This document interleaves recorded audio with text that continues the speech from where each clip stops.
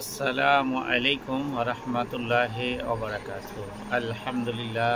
আলহামদুলিল্লাহ নাহমাদুহু ওয়া নাস্তাঈনুহু ওয়া নাস্তাগফিরুহু ওয়া নু'মিনু বিহি ওয়া নাতাওয়াক্কালু আলাইহি ওয়া নাউযু বিল্লাহি মিন শুরুরি আনফুসিনা ওয়া মিন সাইয়্যাতি আমালিনা।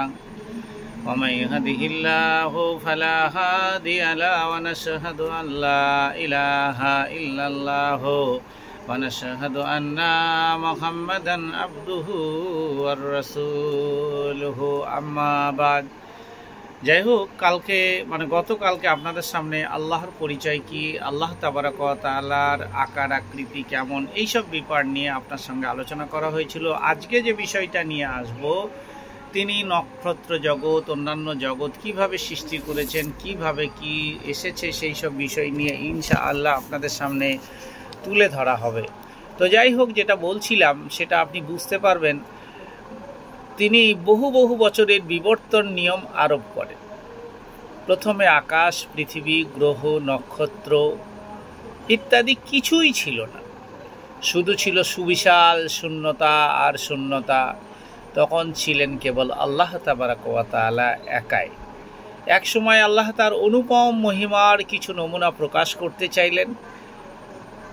ফলে তার হুকুমে সৃষ্টি হলো কলম, যে কলমে আমরা বর্তমানে লিখছি। এই কলম অর্থাৎ কুদরতের কলম। এই কলম হলো প্রথম সৃষ্টি। এরপর আল্লাহ কলমকে সৃষ্টি শুরুর যাবতীয় যা কিছু নির্দেশ দিলেন। তো এই কলম থেকে শেষ পর্যন্ত সব কিছু লেখার হুকুম দিলেন। কলম আল্লাহর হুকুম সবই লিখলো, এবং লেখাগুলো হলো তাকদীর বা আল্লাহর ইচ্ছা, এবং যে ফলকের উপর লেখা হয়েছে তাকে বলে লাহে মাহফুজ বা সুরক্ষিত ফলক।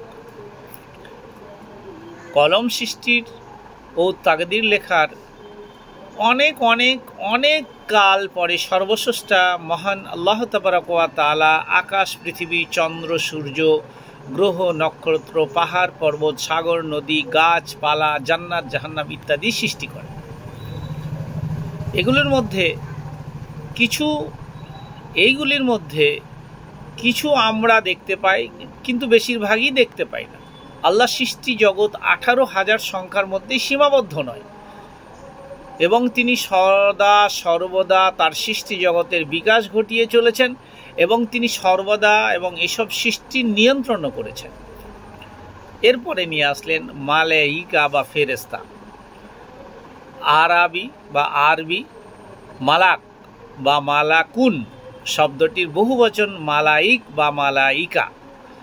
মালাককে ফারাসিতে বলা হয় ফেরেশতা, আর ফেরেশতারা আল্লাহর এক বিস্ময়কর সৃষ্টি। জিন ও মানব জাতির আগে আল্লাহ তাবারাক ওয়া তাআলা এদেরকে সৃষ্টি করেছেন। ফেরেশতা সৃষ্টির উপাদান ছিল নূর বা জ্যোতি। এরা সংখ্যায় অগণিত, এদের খাওয়া শোয়ার দরকার হয় না, এরা বিশ্রাম নেয় না, রোগ ব্যাধি এদের ভিতরে নেই।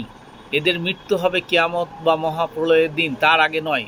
তার আগে পর্যন্ত এরা জীবিত। আপনি মৃত্যুবরণ করবেন, আপনাকে পুনর্জীবিত করবে, আপনার বিচার ব্যবস্থা হবে, কিন্তু এদের একদিনই মৃত্যু হবে, সেটা মহাপ্রলয়ের দিন, যেদিন সর্বশেষ কিয়ামতের দিন ঘোষণা হবে, সেই দিন এদের মৃত্যু হবে। এদের কাজ সর্বদা আল্লাহর হুকুম তামিল করা, শক্তি ক্ষমতা অনেক বেশি, এদের গতিবেগ বিস্ময়কর। এরা হাওয়ায় মিশে থাকে, নিমেষে লক্ষ মাইল উড়ে চলে যেতে পারে। আমরা ভাবলে অবাক করতে পারি, একটা ফেরেশতাকে আল্লাহ তাবারাক ওয়া তাআলা এত ক্ষমতা দিয়েছে।